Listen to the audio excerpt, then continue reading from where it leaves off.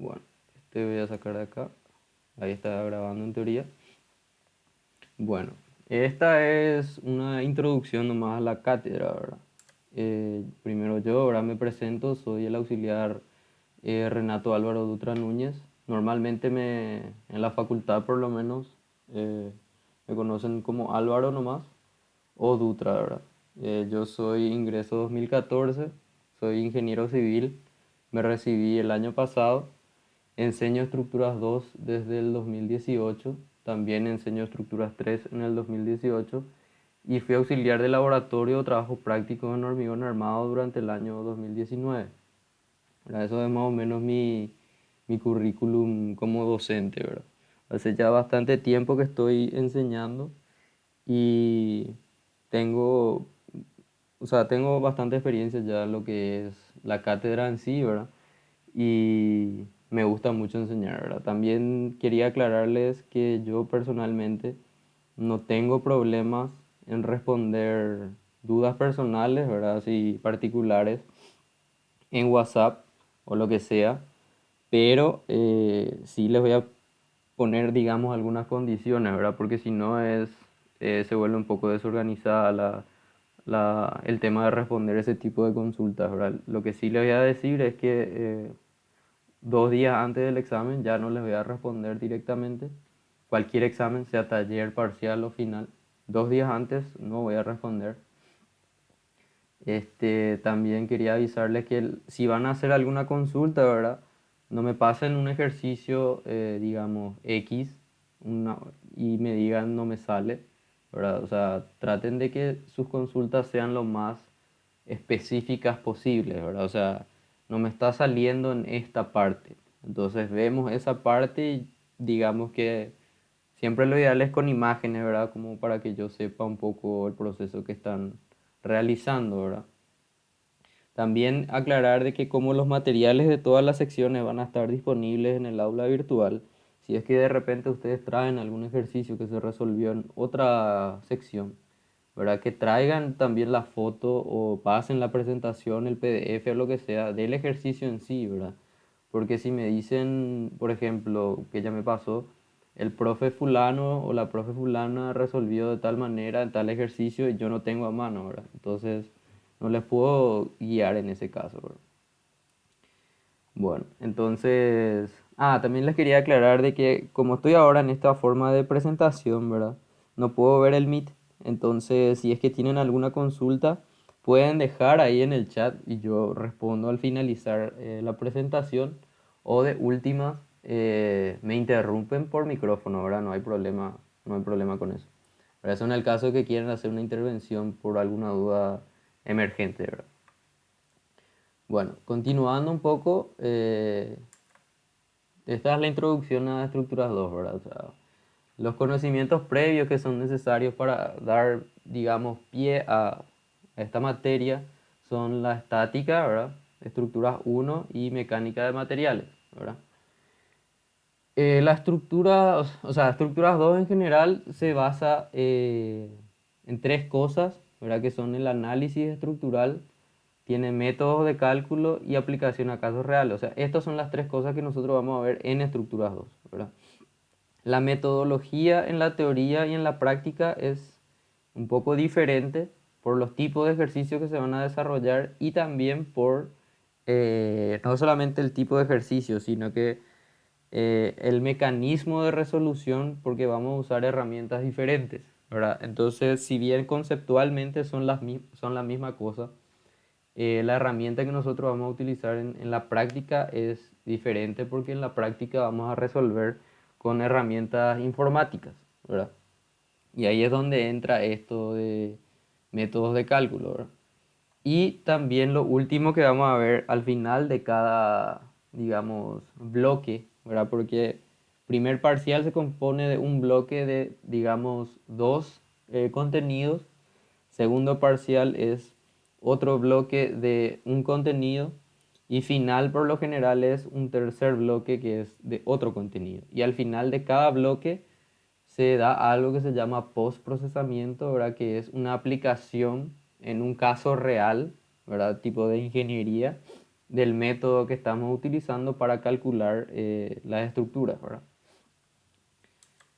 El análisis estructural y método de cálculo, ¿verdad? El análisis estructural consiste en hacer un análisis de una pieza o conjunto de piezas desde el punto de vista estático y mecánico.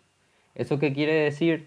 De que nosotros no solamente como en estructuras 1 estática tenemos en cuenta las ecuaciones de equilibrio, ¿verdad?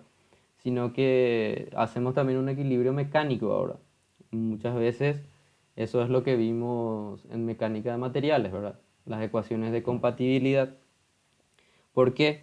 Porque por lo general, para primer parcial todavía no, pero para segundo parcial ya vamos a trabajar con estructuras completamente hiperestáticas. Entonces las ecuaciones de equilibrio no van a ser suficientes para calcular completamente tanto las reacciones como los esfuerzos del sistema estructural, ¿verdad? Entonces, además de las ecuaciones de la estática, vamos a utilizar ciertas ecuaciones de equilibrio mecánico, o sea, ecuaciones de compatibilidad para complementar las ecuaciones que, digamos, el equilibrio estático no puede simplemente utilizar. Desde el punto de vista de la ingeniería civil, lo que más importa es evidentemente el equilibrio de cualquier sistema estructural. En este caso, ¿verdad? Cuando hablamos de equilibrio en la ingeniería civil, ¿verdad? Se está refiriendo obviamente al equilibrio estático y mecánico. ¿Por qué? Porque, digamos, no sé, cualquier edificio que nosotros construyamos, ¿verdad? Y lo que nos compete a nosotros es, antes de construir, tenemos que calcular las componentes del edificio. No nos importa solamente que el edificio no se mueva, sino que, hablando mal y pronto, no se rompa, ¿verdad? Entonces ahí es donde entra un poco el equilibrio mecánico que tiene en cuenta la resistencia de estos materiales, ¿verdad? Algunos métodos de cálculo que vamos a ver durante el desarrollo de la asignatura van a ser el método de trabajo virtual, que ya vieron en estática, pero esta vez vamos a verlo también, pero desde un punto de vista o un enfoque un poco diferente, pero el concepto es el mismo. El método de las fuerzas incógnitas, esto es segundo parcial. El método de Müller-Breslau, que es lo que vamos a utilizar para líneas de influencia, ¿verdad? Entre otros, ¿verdad? Esto es a modo de introducción nomás, completamente en general. Y por último, ahora también tenemos lo que ya habíamos visto del postproceso, ¿verdad? Que es el paso adicional que vamos a realizar al final de cada bloque de contenido, ¿verdad? En primer parcial, segundo parcial, final, etcétera, donde se va a realizar, digamos, un razonamiento crítico de los resultados para su uso en estructuras de casos reales, visto en cualquier obra de ingeniería civil. ¿Qué significa eso? Que no solamente nos vamos a limitar de calcular la estructura en sí, es decir, sacarle sus esfuerzos y sus reacciones, sino de que se van a imponer probablemente condiciones dentro del ejercicio que normalmente se asemejan a lo que nos van a pedir como proyectistas de un sistema estructural en ingeniería civil y cómo utilizamos los resultados que nos da el mecanismo que utilizamos para resolver, cómo llevamos eso o cómo cumplimos, mejor dicho, las condiciones que nos está solicitando las condiciones de problema, ¿verdad? Bueno, la metodología que vamos a utilizar, ¿verdad? Nuestro desarrollo práctico siempre va a ser computacional. ¿En qué sentido? Todos los ejercicios que hagamos se van a resolver con la herramienta informática, que les voy a mostrar cuál es después. Y vamos a utilizar una metodología asíncrona y síncrona, ¿verdad? En paralelo. ¿Qué significa eso? Asíncrona y síncrona. Síncrona es lo que estamos haciendo ahora, ¿verdad? En una clase, digamos, en vivo que se va a grabar conmigo resolviendo los ejercicios con ustedes. Y asíncronas son algo que se hace, digamos, fuera de tiempo, no con el profesor en vivo, sino que son materiales que se van a ir presentando, ¿verdad? ¿En qué sentido? Acá tenemos un desarrollo de esto. Desarrollo computacional, resolución y análisis de ejercicios prácticos utilizando el software Scilab. Scilab es un software de, digamos, para programar que utiliza, creo, si no estoy equivocado, eh, el mismo lenguaje prácticamente que usa el MATLAB, ¿verdad? Y como es gratuito, entonces ese es el que utilizamos ya hace tiempo, ¿verdad? La metodología asíncrona, ¿verdad? Que es la presentación de un video introductorio que dura máximo 5 minutos con un ejercicio resuelto en formato PDF, el cual se desarrollan los conceptos introducidos en el video tutorial. O sea, este PDF resuelve un ejercicio, digamos, que aplica los conceptos que se explican en este video introductorio de 5 minutos. Estos materiales se suben al aula virtual de la asignatura días antes de la clase.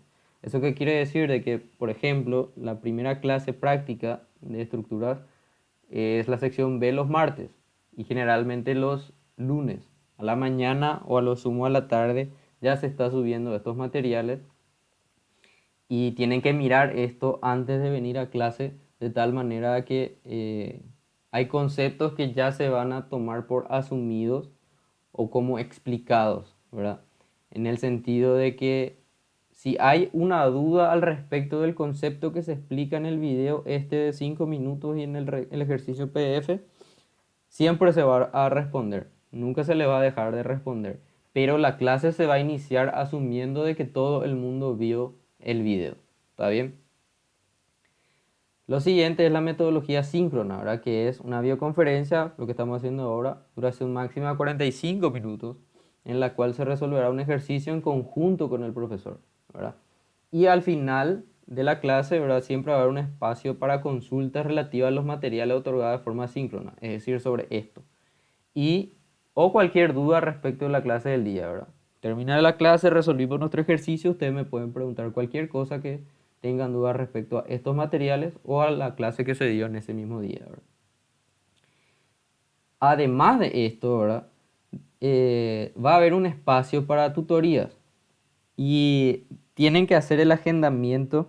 Si no me equivoco, el link está en el aula virtual, ¿verdad? En la parte de informaciones generales, creo. Y ahí hay agendamiento, tutorías prácticas, dice, ¿verdad? ¿Y cómo vamos a organizarnos con el tema del agendamiento? Se van a hacer ahí, ¿verdad? Y lo que primero que nada tendrían que hacer ya, ver esta semana como máximo, el lunes ustedes ya deberían de tener un delegado por sección, por lo menos uno del semestre, ¿verdad? A quien nosotros los profesores le podamos, con las que podamos, digamos, intercambiar comunicación para que nosotros le podamos pasar a él o a ella los materiales que corresponden, por ejemplo, los videos, las clases grabadas, y también esa persona es la que va a ser responsable de juntar a las personas que estén interesadas en las tutorías. Porque las tutorías van a ser de forma rotativa, una por cada sección. Ustedes, que son mis alumnos, pueden ingresar a la tutoría con la sección B, pero se tienen que anotar igual. Y cada agendamiento se tiene que hacer 48 horas antes como máximo de la clase de cada sección que le toca a la tutoría. La semana que viene empiezan las tutorías y como nosotros somos la sección A o la sección 1, las tutorías empiezan los viernes. O sea que en ese caso, miércoles a más tardar, ya tienen que estar la lista de las personas que van a estar interesadas en la tutoría de esa semana, independientemente de la sección que sea. Y van a tener que estar, digamos, al final de mi clase, ahí yo voy a hacer la tutoría. La siguiente semana la tutoría va a ser en la sección B, que va a ser el martes. O sea que ustedes el domingo ya tienen que, digamos, ir planteando o sea, formulando el listado, ¿verdad? Creo que se entiende la idea. Y así de forma rotativa, salvo la semana, no me acuerdo si era la semana de o la semana antes de cualquier examen, en la cual las tutorías están habilitadas en las tres secciones, ¿verdad? Entonces, eso, a modo de información, ¿verdad? Y eso es todo lo que corresponde a la introducción de la cátedra como cátedra, ¿verdad? Entonces, si hay alguna consulta,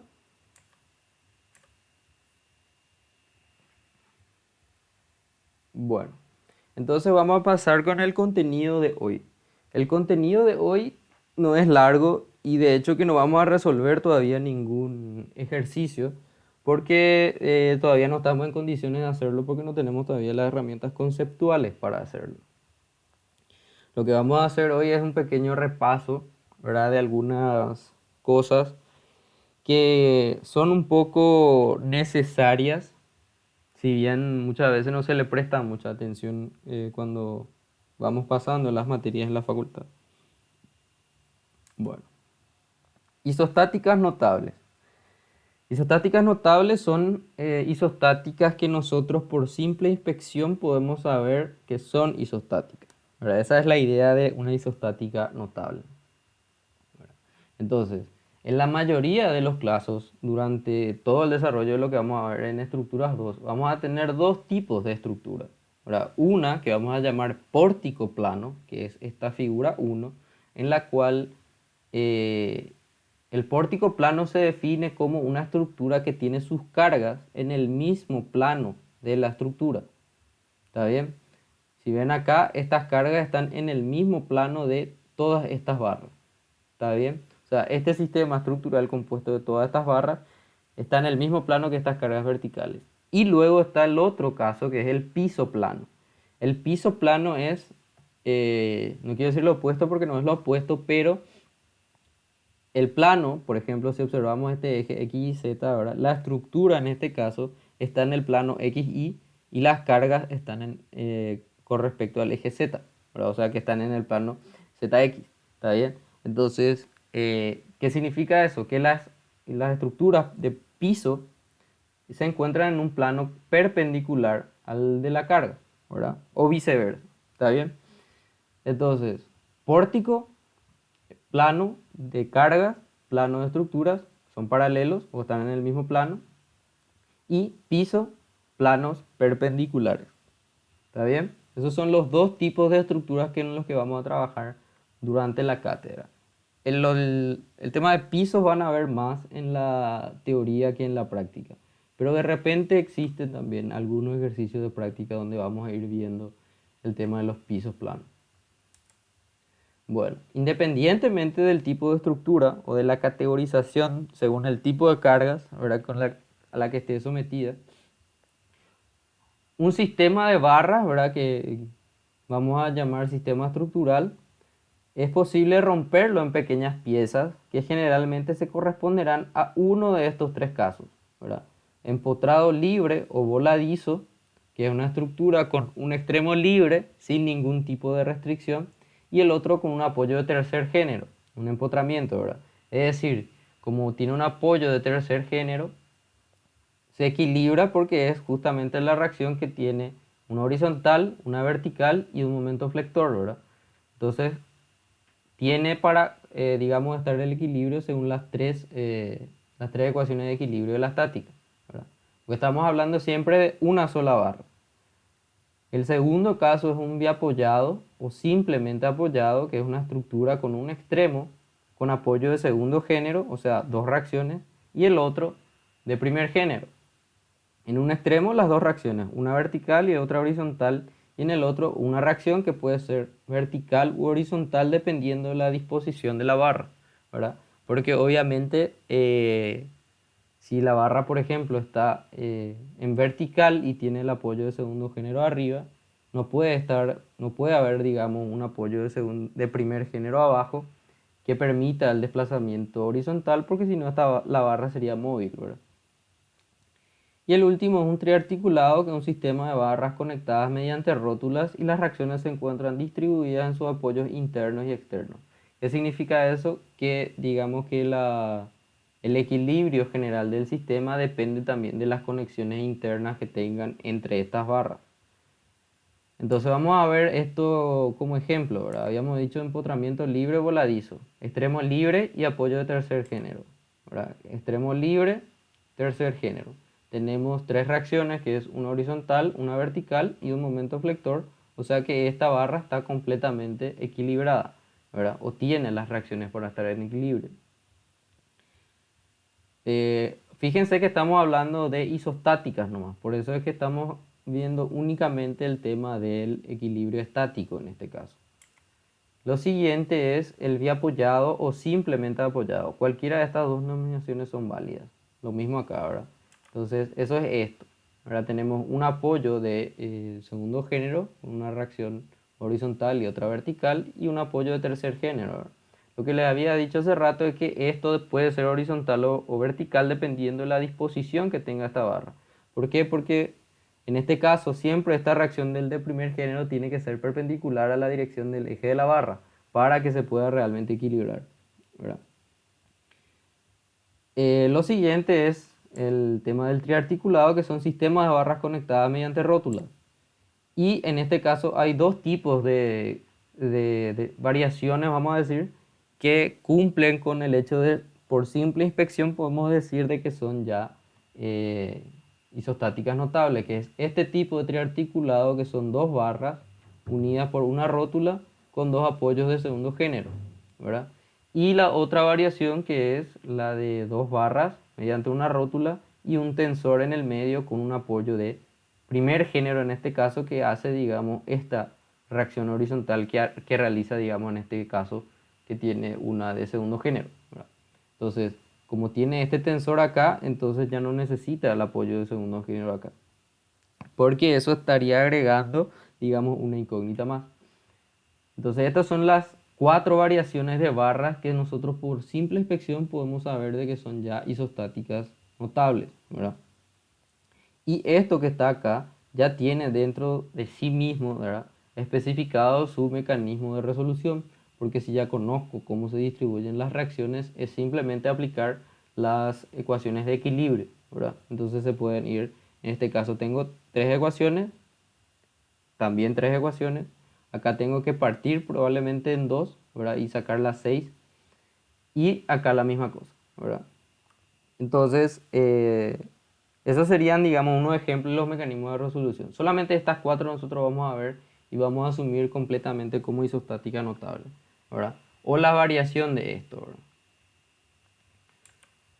Bueno, entonces lo siguiente es un repaso de la dependencia lineal de ecuaciones. ¿Y por qué tenemos que repasar esto? Esto es un tema de álgebra lineal en realidad, pero vale la pena repasar porque cuando nosotros vamos a resolver en primer parcial, sobre todo, vamos a ver lo que es desplazamientos en isostática a partir del método de trabajo virtual. Y para eso necesitamos primero sacar las reacciones de la isostática, ¿verdad?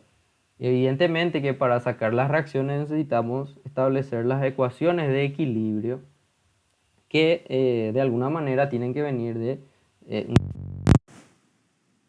Entonces, las ecuaciones eh, tienen que ser linealmente independientes para que se pueda resolver. Entonces, vamos a suponer, por ejemplo, este caso, ¿verdad? Que es el de una barra bien apoyada, ¿verdad? O simplemente apoyada con carga en el medio del vano. Y lo que nosotros tenemos que tratar es que cualquier sistema de ecuaciones que utilicemos para resolver esta estructura sea linealmente independiente, ¿verdad? ¿Qué quiere decir que sea linealmente independiente?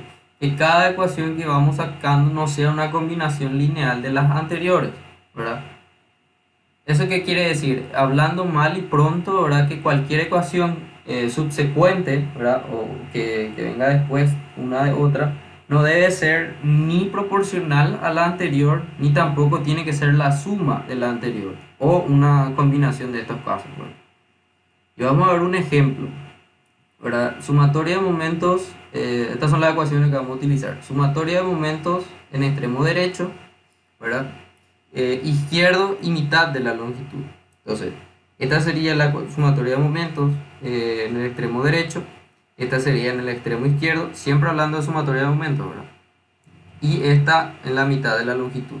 Entonces tenemos nuestras 3 ecuaciones acá. ¿Qué pasa con esto? Que nosotros lo que tenemos que tratar es que ninguna de estas ecuaciones, digamos, sean proporcionales a la anterior, ¿verdad? Entonces, ¿qué es lo que nosotros vemos acá?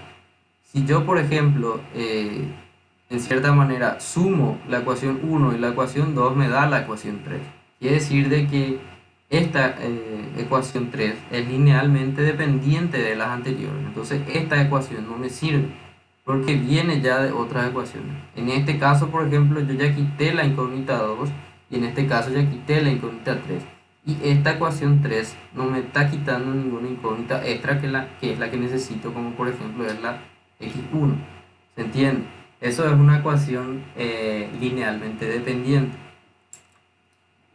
Entonces, como recomendación, para establecer nuestro sistema de ecuaciones, se sugiere la utilización de un sistema de ecuaciones ordenado de tal manera que, en lo posible, cada ecuación establecida, una incógnita sea despejada de la misma. Que es lo que hicimos acá, por ejemplo. Ahora, esta ecuación estaba determinada de tal forma que, al, digamos, de hacer los despejes correspondientes, ya se quita una incógnita. Que es este el caso y este el caso. ¿Verdad? No siempre es posible eso, pero esa es la recomendación y digamos que debería ser la primera opción, ¿verdad? Una incógnita se despeja de la misma y dicha incógnita obtenida aparezca en la ecuación subsecuente, ¿verdad? Para que pueda ser utilizada ya directamente como un valor conocido, ¿verdad? O sea, si la siguiente ecuación, por ejemplo, que yo establezca, ¿verdad? Si contiene una incógnita que ya se despeja anteriormente, entonces ya entra como un valor conocido. Entonces eso evita de que yo tenga un montón de incógnitas que probablemente no sé si son o no linealmente dependientes con eso, ¿verdad? Esto facilita el escalonado de la matriz que resuelve el sistema de ecuaciones, ¿verdad? Esto viene de álgebra lineal. También se sugiere que para el sistema de barras, que un sistema de barras es esto, ¿verdad? Más de una barra significa tratar de evitar utilizar ecuaciones del sistema. ¿A qué se refiere con ecuaciones del sistema? Ecuaciones que vienen del sistema completo, ¿verdad? Por ejemplo, si hago el equilibrio externo acá, voy a tener, por ejemplo, la sumatoria de fuerzas en I. Estas dos son incógnitas internas que no van a aparecer cuando esto está junto. Entonces solamente voy a tener, por ejemplo, la x2 y la x4. Y estas ecuaciones probablemente, si yo hago un despiece con cualquiera de estas incógnitas a lo mejor, o x1 o x3, va a ser linealmente dependiente con las incógnitas que provienen de los pedazos, ¿verdad? Vamos a ver eso. Por ejemplo, tengo acá, ¿verdad? Estos dos. Tengo las ecuaciones. Este es un sistema de ecuaciones, ¿verdad? Que corresponde a este y este, ¿verdad? O a todo esto, ¿verdad? Las ecuaciones 1 y al 3 establecen el equilibrio del despiece izquierdo, o sea, de este, ¿verdad? Análogamente, las 4 al 6 para el derecho, ¿verdad? Derecho, izquierdo. Este sistema tiene 6 ecuaciones y 6 incógnitas, por lo tanto es resoluble, ¿verdad? En el sentido de que tenemos igual cantidad de incógnitas que ecuaciones, ¿verdad? Entonces esto está genial. Ahora, ¿qué pasa? Las ecuaciones A, B y C, por ejemplo, corresponden al equilibrio del sistema sin realizar ningún tipo de despiece. Es decir, estoy haciendo el equilibrio de este sistema, ¿no? ¿Verdad? Si analizo detenidamente, vemos que tenemos ecuaciones linealmente dependientes de las anteriores, o sea, de esta. Por poner un ejemplo, la ecuación A, ¿verdad? Que es esta, es una combinación lineal de las ecuaciones 1 y 4, ¿verdad? 1 y 4. ¿Qué pasa, por ejemplo, si yo sumo 1 más 4? ¿Verdad? Tengo x1 más x3 y x5 se va, por lo tanto tengo este. ¿Qué quiere decir esto? Que cuando hice el equilibrio de este sistema, por ejemplo, y saqué x1 más x3 sería la sumatoria de fuerzas en x. Ahora, cuando saqué esta ecuación, metí dentro de mi sistema de ecuaciones una ecuación que es linealmente dependiente con esta y con esta. ¿Verdad? Entonces esta ecuación probablemente no me va a dar ningún resultado nuevo, ¿verdad? Entonces es una combinación lineal de las ecuaciones 1 y 4, ya que resulta como la suma de las mencionadas, ¿verdad? Entonces, ¿qué significa esto?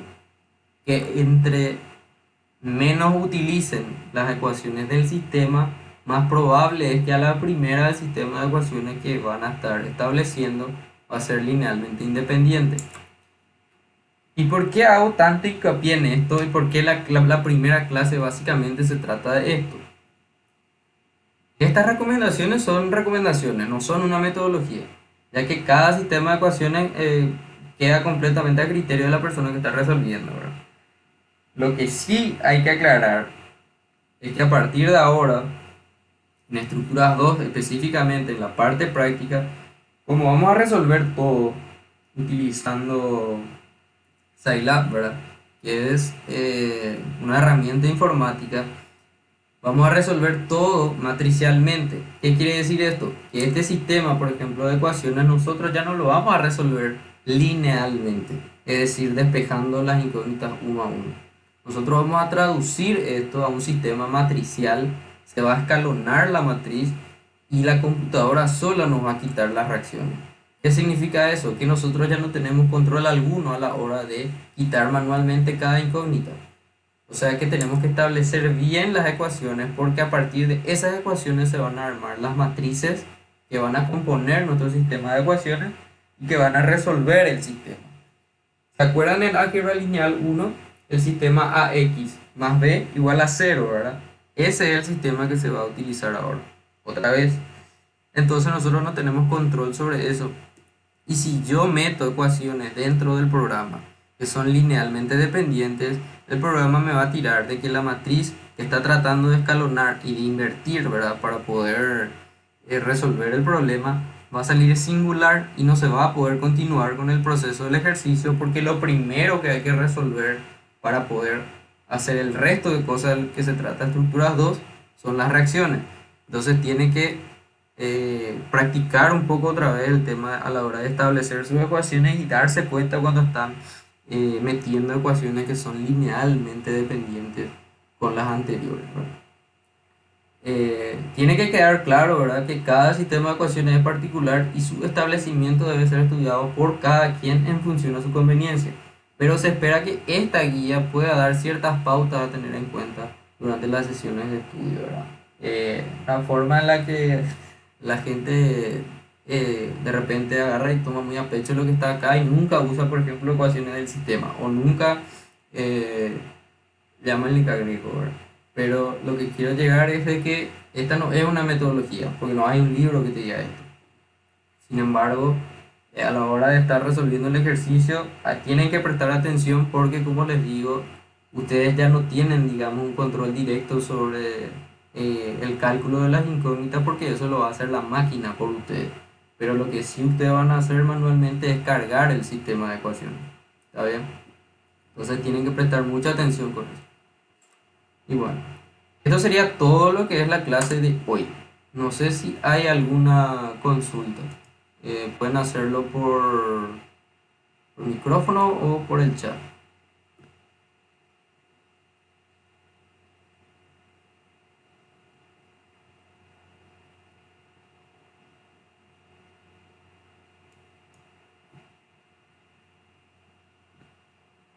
Bueno, entonces si es que no hay consultas, entonces dejamos hasta acá y nos encontramos en todo caso el viernes que viene. Lo que sí yo quisiera... Ah, lo de las tutorías, ok. Bueno, va a haber una tutoría por semana. Empieza la semana que viene y empezamos con la sección A, ¿verdad?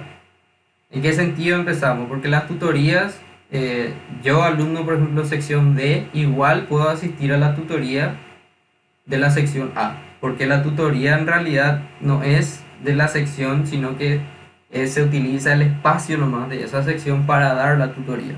En todo caso, una forma mejor de expresar, vamos a decir, es de que la tutoría va a tener como responsable un profesor de cada sección por semana.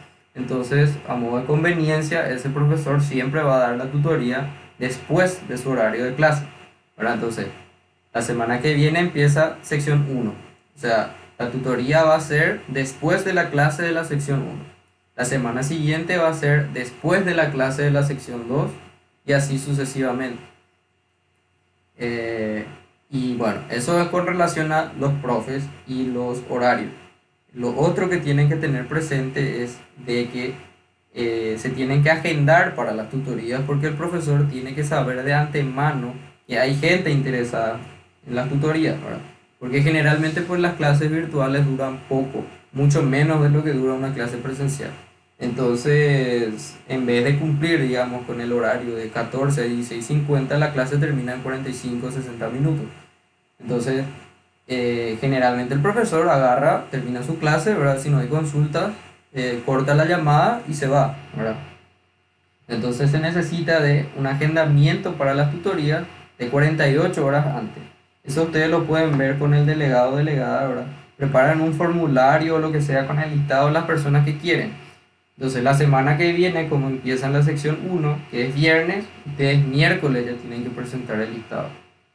La semana siguiente va a ser en la sección B, que es martes, entonces domingo ya tienen que presentar el listado. Y así sucesivamente, ¿verdad? De tal manera que podamos organizarnos también los profesores para saber qué cantidad y si realmente hay, ¿verdad? Porque hay veces que nunca se quiere tutorías, ¿verdad? Entonces el profesor termina su clase y se va, ¿verdad? Entonces, eso nomás. También hay en el aula virtual hay una herramienta o una opción para hacer el agendamiento, ¿verdad? En el hipotético caso de que ustedes no puedan hacer su formulario o listado a través de los delegados, ¿verdad? Pero se va a cerrar también esos 48 horas antes, ¿verdad? Entonces, tengan nomás presente eso. Lo que sí yo les recalco ya es de que saquen un delegado, por lo menos de su semestre, para que nosotros podamos comunicarnos con esas personas. Porque los delegados son los que van a estar encargados de subir los videos a YouTube. Nosotros no vamos a subir. Nosotros le vamos a pasar, digamos, una grabación nomás de la clase. Nosotros no vamos a subir la clase. Eso queda siempre desde que empezó este tema de la pandemia. En estructuras 2 y 3 al menos siempre le pasamos a los delegados y los delegados suben a YouTube. Entonces es de suma importancia que consigan para sus delegados y que nosotros podamos comunicarnos con él o que ellos se comuniquen con nosotros en realidad apenas tengan y yo le pueda pasar eso ya a alguien, ¿verdad? Porque ahora mismo, por ejemplo, yo esta clase voy a grabar todo y voy a tener el video, pero le tengo que pasar a alguien para que esa persona pueda subir a YouTube, ¿verdad? Y ese video de YouTube, su link, yo voy a anexar en el aula virtual, ¿verdad? Entonces va a estar disponible para todo el mundo. No sé si queda claro, creo que me explayé un poco más, pero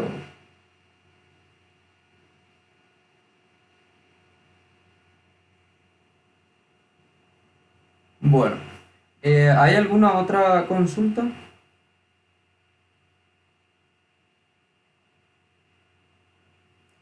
Bueno, entonces voy a